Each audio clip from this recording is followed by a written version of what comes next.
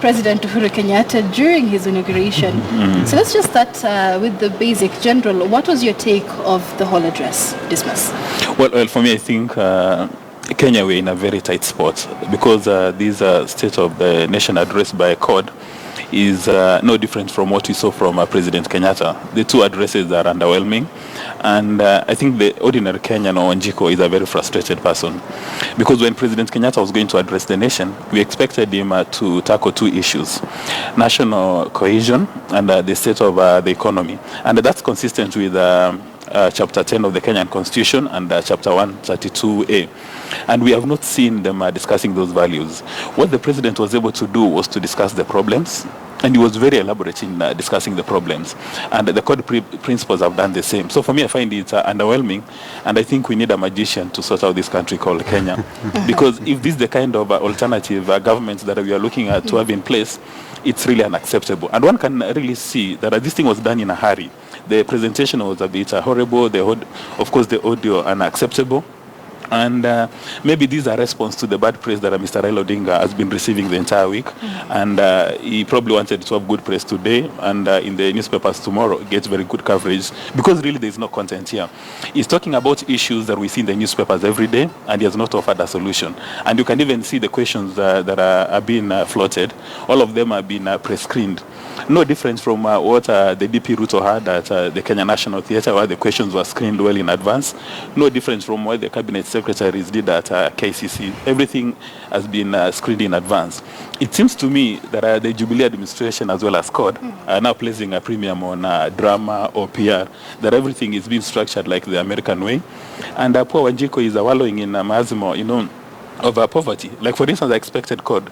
Right now, the biggest issue affecting Kenyans is about banking and the banking crisis. Maybe that should have been his beginning point. But now, describing the problems you are facing without giving a solution, I don't know. Because every single Kenyan today knows the problems you are facing. So what we expect from our national leadership is to be given a solution. And they give us solutions that can be implemented. If you go to Gikomba right now and you ask somebody, what do you think of the State of the Nation address by CORD? Most likely they'll yawn. You ask about Uhuru Kenyatta, they'll probably slap you. So I think we're in a dangerous place, and we need an emergence of a new leadership.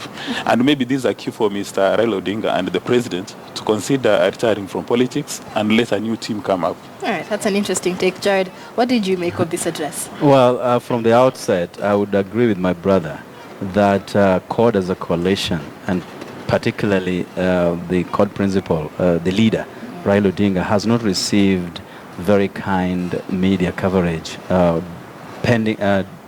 based on the fact that he missed the Kakamega's presidential launch of one of his co-principal, Honorable Moses Wetangula.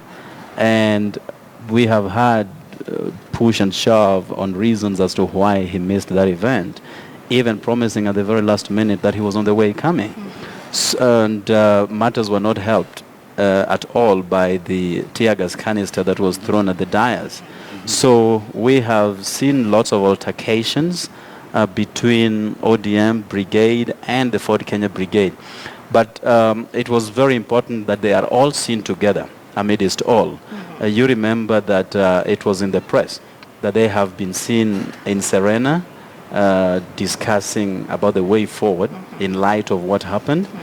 But that has not been seen publicly, or no TV station has covered that, or even a newspaper taking picture and placing it. So this was going to be very, very important for them. And probably then they were looking at that occasion to showcase their unity, togetherness, as they move forward towards 2017. Suffice to say, of course, the president has a constitutional duty to give a scorecard to the nation. But as my brother Mokua says, everything the president says must be in tandem with Article 10 of the Constitution, which talks about national values, paying more credence to a cohesion and unity as a nation. You remember when Uhuru and his deputy, William Ruto, came into power, it was under the notion of unity. Just 4 years down the line, two warring communities were fighting at each other. going for each other's property, going for each other's throat, and calling each other names. But 4 years down the line, they managed to come together under the auspices of Jubilee Coalition, and therefore went to the ballot as one. So that, of course, indicated that regardless of our personal differences, there can be a unifying factor that brings two communities together. So then they went into power to unite the country further, beyond just Kalenjin and Kikuyu, and probably a few more from the Mount Kenya region. But what we have consistently seen in this same government, and CORD Brigade have alluded to it, that the reflection of public service is defined under two tribes. And even the Public Service Commission, which is a government agency, in its scorecard, or rather ranking public service, they came to the conclusion that 50% of public service is occupied by two communities. That is a very harsh indictment on the part of the president and his deputy, who actually rode into power on the premise of unity to the nation. And unity to the nation is not something that I would say reflects on the manifesto of Jubilee. It is anchored into the Constitution. The Constitution recognizes the diversity of this country. Diversity of this nation, therefore, means 42 tribes.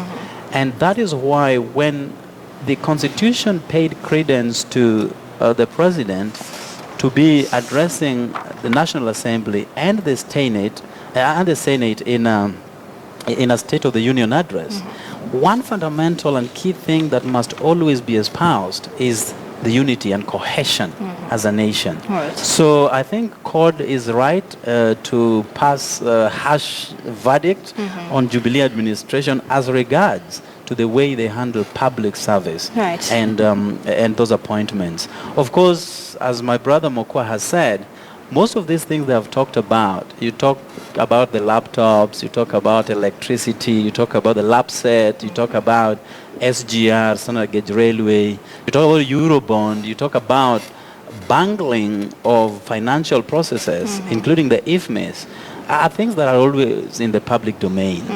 And I think they ought to have gone a step forward or a step further to present solutions to all these issues that are bedeviling Kenya as a country. But you also remember that you don't want to provide a solution to a government that may quickly run with it and therefore present a formidable force in the next elections. So you also have to really balance. But on the financial aspect, my brother has said that what is trending now is about the banking industry, with 3 banks so far under receivership.